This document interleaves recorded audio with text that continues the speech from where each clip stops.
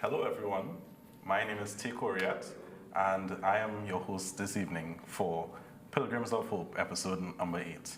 And today I'm joined by some wonderful guests, starting here with Sister Patrice Ford, a Dominican sister here in Trinidad and Tobago, a member of our Jubilee committee, and she also teaches at the Holy Name Convent in Port of Spain.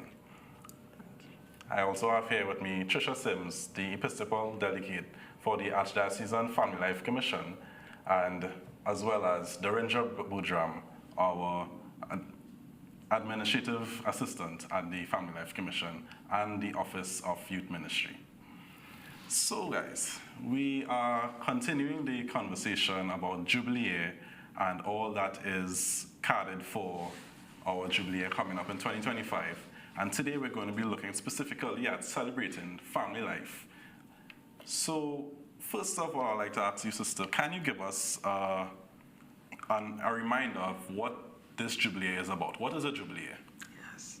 So Jubilee if we think of the word Jubilee, we go back to the time of Leviticus, where when God was forming his people, the people of Israel, he asked them to proclaim a year which would have been every 50 years at that time.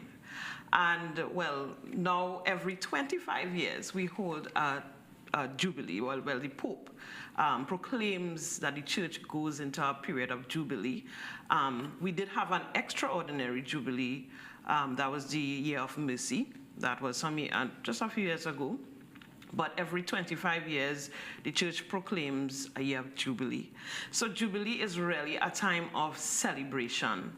It is also a time, like the prophet Isaiah said, a year of God's favor.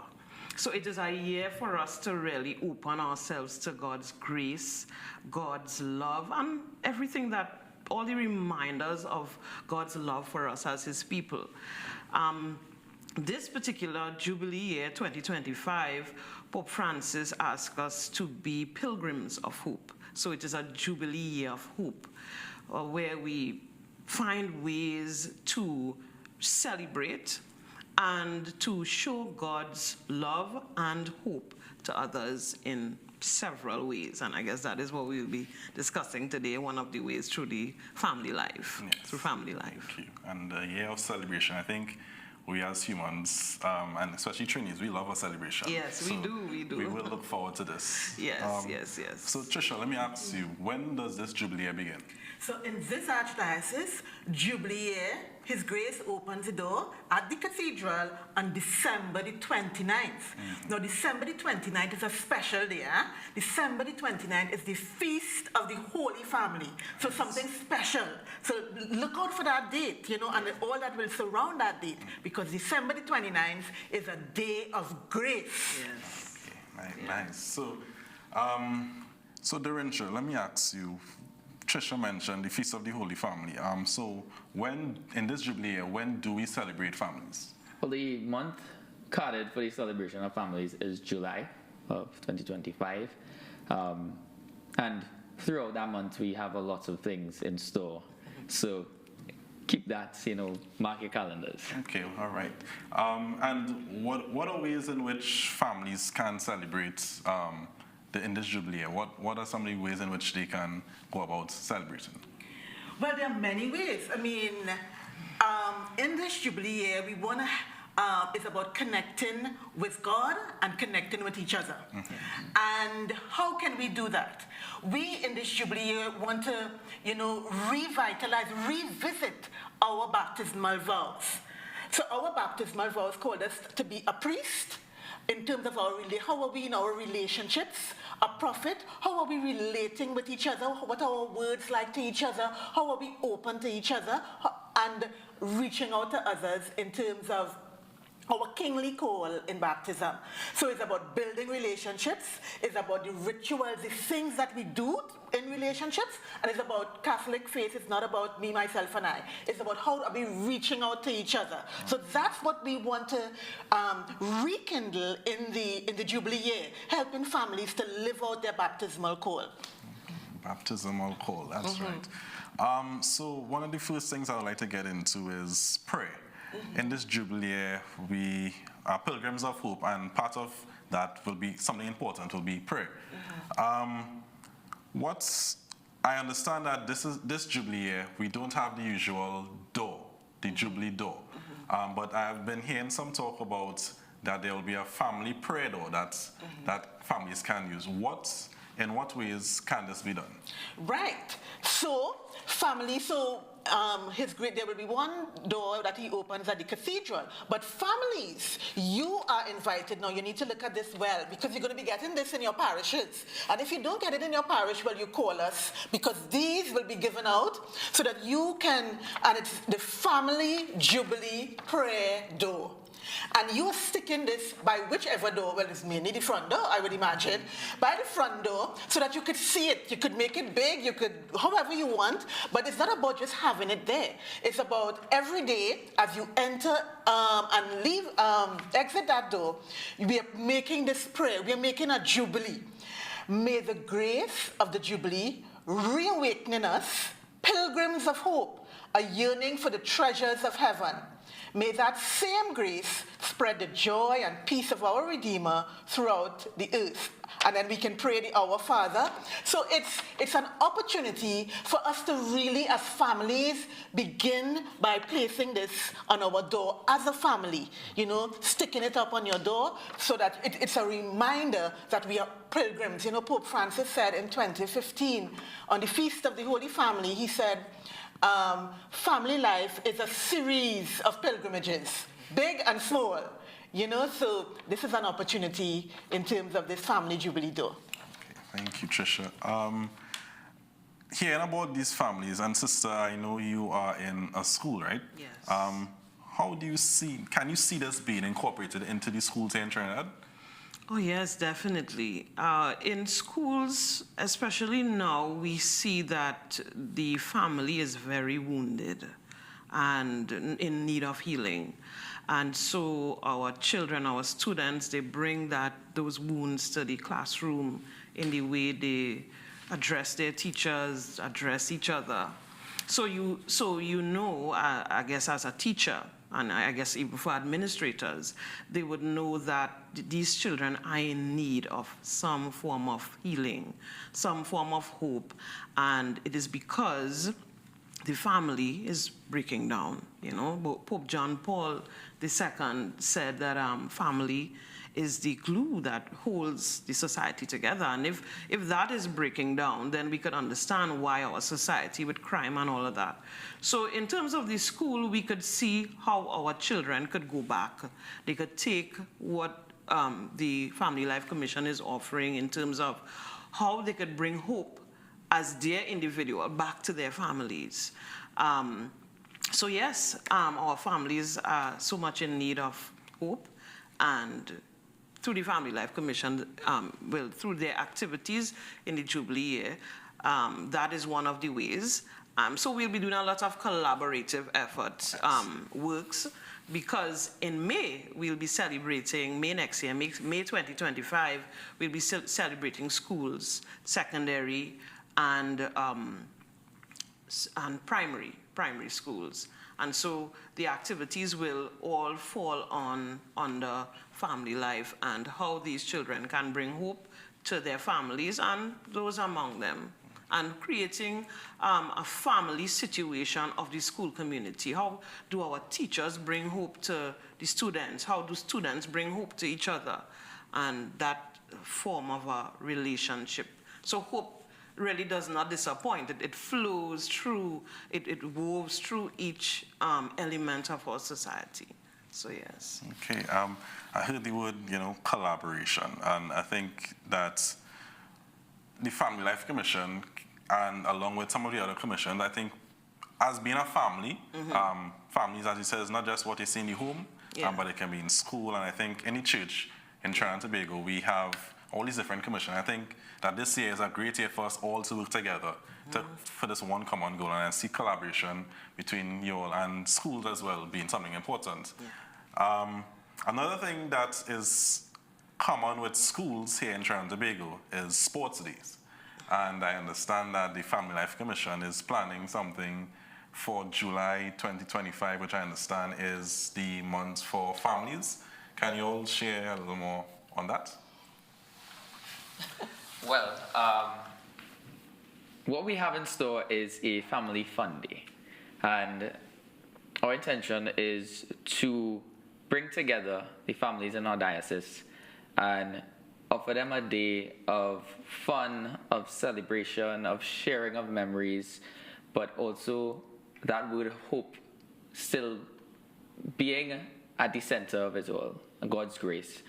It'll be a day where they could all come together, they could share, they could build community, not just within their own families, but reaching out, as Trisha would have said earlier, because a big part of this is also building a collective community, a church community, and then offering that as well to the wider community, which is Trinidad and Tobago. We can't just stay within the church. We are trying to be the hope of our nation. Okay, and Trisha, you have anything to share on this family? Yes, of course, so it's not just people who come to church. First, we have to start there. We are looking at all families, right? So it's, the church is in a geographical area with many families. And so the church has to go out and reach families. So the family life units, we hope will be going out to invite. It's an invitation. Come and be part of this. It's about giving hope. Right now, we can seem hopeless, but God is good. So this, we have a ripe opportunity to provide a space of hope, of coming together, of celebrating, of offering mercy, of offering forgiveness to each other, So I see this family day of bringing different families from all over the Archdiocese coming together, those who come to church, those who don't come to church, whoever they are, we finding a way to come together to celebrate and provide hope. Because when remember we on pilgrimage, and but the pilgrimage doesn't end at the destination. The pilgrimage ends when, it continues when you go back home and you live those graces that you encounter. So it's really providing a space for families to celebrate life with hope and with joy. Okay. A space where families can enjoy life. And something else that we have been hearing when you mention spaces are pilgrimage sites. Can you share a little bit more on what these pilgrimage sites are? Oh, so there are several of them. So, no, this is another. So families, you need to get your Pilgrim's Passport, right? Everybody needs to get their Pilgrim's Passport. Now, you're not just getting the Pilgrim's Passport and going aimlessly. You have a purpose. So when you get to these sites, so they call them sacred sites. So there are two in the Northern Vicariate. There's the Cathedral, and there's Church of the Assumption in Maraval. There's Suburban Vicariate. There's Coryatt, Our Lady of Fatima. There's the Eastern Vicariate, where Taye is from, St. Francis of Assisi in Sangre Grande. And there's also St. Joseph in Scarborough, Tobago. There's the Central Vicariate with Our Lady of Montserrat in Tortuga. And there's the Pro Cathedral in San Fernando, and La Divina Pastora in Siparia. So when you get your passport, now you go to the sites, you're making a pilgrimage. You're going there with a purpose, but it's not ending there. Remember, you have to go back home. So when you get there, you have confessions will be available at different times, so you can, make use of confession, attend confession. There'll be mass at different times. Pray for the Pope's intentions. There's some special intentions. And you get your passport signed, you get it stamped that you have been present there. So as a family, what we are encouraging people to do is go as a family. Make that pilgrimage together. Remember, the Holy Family made a pilgrimage. Remember, Jesus got lost along the way in different times. And in our family, sometimes people get lost. And that's okay, that's not the end. The thing is that we are journeying together, providing that hope and that space. And that's what these sacred sites are about, to give us that hope and to give us that energy and God's grace to continue to live family life, which we know is not always easy. Yes. So this sounds very interesting. I look forward to visiting these sites, and I understand that we have to get a stamp. So are there custom officers or something? Yeah? Well, I'm sure there's some kinds of, we meet fellow pilgrims. Right. We meet, remember, we meet all of us on this journey together. So we're going to meet some fellow pilgrims there who will offer hospitality, might offer some water, something to eat. We don't know. But what we know is that Jesus is going to be present there in us, and we're going to meet fellow pilgrims, and we'll continue on this journey of creating a family life that God wants. Okay. All right. Can I also add something about the sites? So hope is really what we are trying to instill in all of us, each individual, not just in the church, Right. but we want to go out. So a big part of it is going to be evangelizing. So the sites are really supposed to be where we go and we find grace, but like Tricia said, not grace that we keep for ourselves, but grace that we take out and we share with the other person. And so yes, there'll be a pilgrim officer at each site to stamp your passport to say that you visited, you made a journey. Hope is never something that you just do and stop. You have to continue making that journey. So that is the idea of making pilgrimage, so that even in our own lives too, we know that the process of love, forgiveness, it takes time and it takes a journey. So that is the symbolism behind the sacred site. Okay, great. So just to be clear, I would not be charged if I go without my passport. Oh. You might be given No, one. no. You Okay. might be given a I would be passport. given one. Okay. Well, all right. That Yes, sounds good. it's not like our system in here in Trinidad. All right, fair enough. So we mentioned something earlier, the Feast of the Holy Family. We understand that is, will most likely be the same day in which the door is open at the cathedral. Trisha, so seeing that we're celebrating family life during this Jubilee, what would you say to families? How would you encourage them to come out on this day? And when would this be celebrated? So December the 29th, you need to mark your calendars, right? December the 29th, we're making a pilgrimage to the cathedral. Why you should come? Because God, this is sometimes there's special moments that you prepare for when you're getting married, when you're making first communion, when you're making confirmation. There's sometimes when grace is flowing a little more. And I believe as the doors are open in the cathedral on that day, it's a wonderful opportunity for families to come together, to experience God's grace together, and take it back home. And it empowers us to be a family. During the Jubilee year next year, it's not a lot about what we doing, it's how are we being. How can we be, God is providing, He's opened up the floodgates of grace. How can we step into it? It's an invitation. So we step into it to experience His mercy, to continue on this journey. We can't live family life without God's grace. So that's a little bit I would like to say. Maybe Tarindra might have a little bit more that he wants to add. Well, I think we have an idea about inviting families to go on a pilgrimage to this Feast of the Holy Family. Encourage them to basically start the year on the right foot, set the tone for the rest of the year for them. Make this a memorable experience. As we say, this is about sharing memories, creating memories, building community.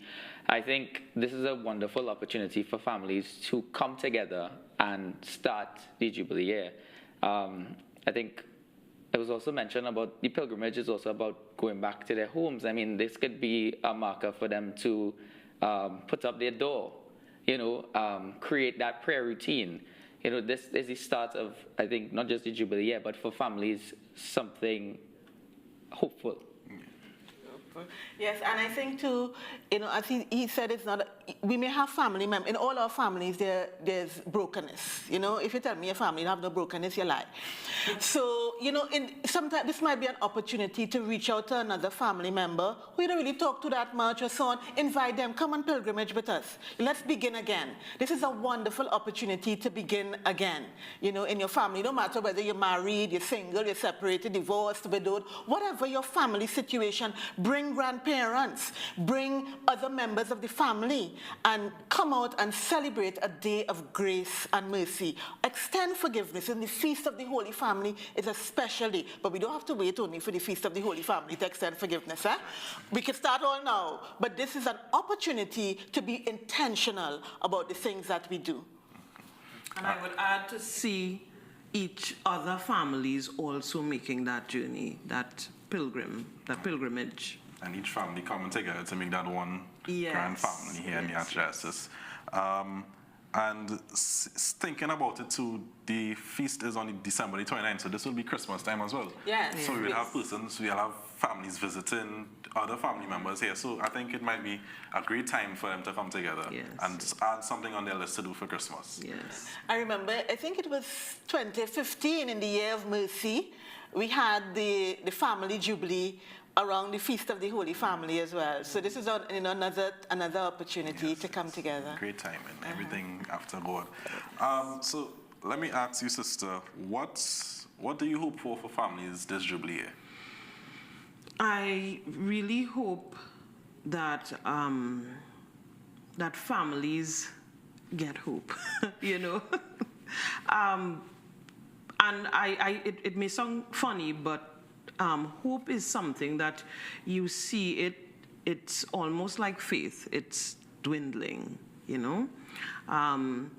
Sometimes we see, especially now our students, they are losing hope in their parents, losing hope in society, losing hope in family structures. So I think that hope, what I would like to see for family life is, as Tricia said, families being reconciled. Mothers and fathers coming together, loving each other, showing their children what love is. Children learning to love one another. And not only that, but they take that hope outside to other families, to their friends, to their peers. So that is my hope for family life for this Jubilee year. And that, of course, it continues after 2025. Right. You don't want it to end in December when everything is on. Exactly. So we see a whole transformation of our society, not just the Catholic Church, not just little pockets here and there, but we see our society just really like a ripple effect of this hope. Okay, and Dhirendra, what about you? Well, I think I want to see families build their lives around family time. We usually see where people try to fit in spending time with their families in the busyness of their life. I think we're being called to make family time the center of what we do, and that will incorporate things like prayer, having conversations, dinner, something as simple as going for a hike, you know, having an encounter, discovering God's creation. We need to be open to, instead of trying to make that time, build our life around the time that we spend with our family. And I think that within itself will reignite our hope, because we get to see each other, you know, put down the phones. Mm-hmm. So that's my hope for the Jubilee. Trisha, you? So my hope for the Jubilee year is that we'll be open to God's grace and mercy as families, and sometimes we may know that we want to do it, but we may not know how to do it. So this will be a wonderful time to sign up for one of the initiatives, you know, one of the programs that the Family Life has, you know, marriages. If you need, you know, you may know, God says that, you know, we made this vow to love each other, but you see the loving could be hard. And sometimes you need the skills, and sometimes you need support. So we're hoping that you'll sign up. Married couples, there are going to be many accompaniment initiatives that you can sign up for, so that it will give you the skills and support around the vision of what God calls us to marriage, but not just marriage alone. There'll be parenting initiatives. So that will be part of your pilgrimage, to head on to a parenting program, to, you know, for those who are separated and divorced and widowed, you know, the initiatives that we're going to have. So that's all part of, you know, making the pilgrimage to wholeness, trusting in God's grace and His mercy. So that's what I really hope, that families, as Dhirendra said, will build their lives around Christ. And He will give them the grace to reconnect with other members. And, you know, in my own life, I think, you know, forgiving others, you know, being open to forgiveness and receiving that from others as well. I think similar to me as well. I would like to see not only families building their families around God, but also burying past instances where, there will be bitterness. I think through prayer and these pilgrimages that they'll be making, I think a lot of families can be healed. And once, if each family is healed, and it will have a ripple effect on the society, as Sister mentioned. So that's one thing that I'm looking forward to, hoping that families can, come back together and work with each other, and by extension, help heal our country here. Because Trinidad and Tobago, we're seeing, and the world is going through a rough period where I think, we need God back in our lives. I think the world is missing that. And this year of hope, I think, comes at a time where it's really needed. So I look forward to that. So is there anything in closing that you all think that you all would like to address as well for this coming year based around the family life?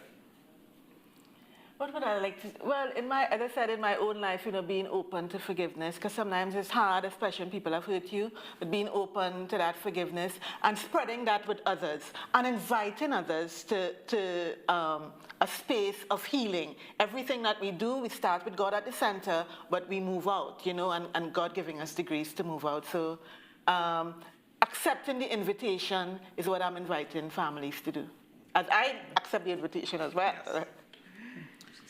I think, yes, really allowing myself, firstly, to soak up God's grace and favor in this year, and then really see what ways through the schools, and I really look forward to collaborating for how the Family Life Commission and the schools education could work together so that even if a family, let's say, may not be able to access the programs for whatever reason, it comes through the school, to the home. So that is my, that's one of the things I look forward to, and for my own self too. In my community as sisters, we live as family, and like Tricia said as well, there are instances where we have to forgive each other as sisters, as priests, People often think that we have it all together. No. There is hope needed in religious life too. Even with our numbers dwindling, hope is needed there too. So even for reasons of vocations spring from family life. So if we help out each other, then for us as sisters, we'll get more vocations or more young people wanting to serve God through religious life, the priesthood, and single consecrated life as well. Okay, and before we go, Derindra? I think, as Trisha said, accepting the invitation. But for me, I think extending my hand is something that I would definitely have to start doing. For forgiveness, reconciliation, I think sometimes you just need to be the catalyst. So that's what I got. So everyone, as we come to an end, I just want to remind you, get your passports, get in your vehicles, go to the parishes and your families, get your door. Get your door. Yes, we have to show them the door. Show them the door. Right. And we will see you again on December the 29th, where we open the doors and launch this Jubilee year here in Trinidad and Tobago. So we hope to see you all, and we're happy. Thank you for coming. Thank you, too. Thank you. All right, then God bless. Bless you, too.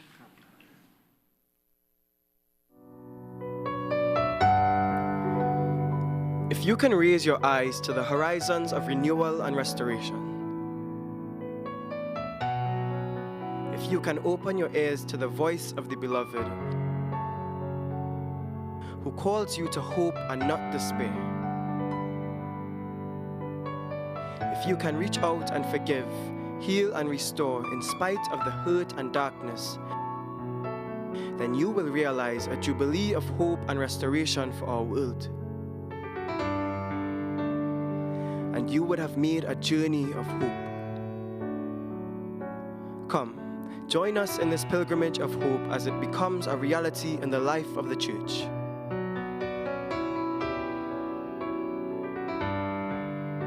and truly, it will be a jubilee to celebrate.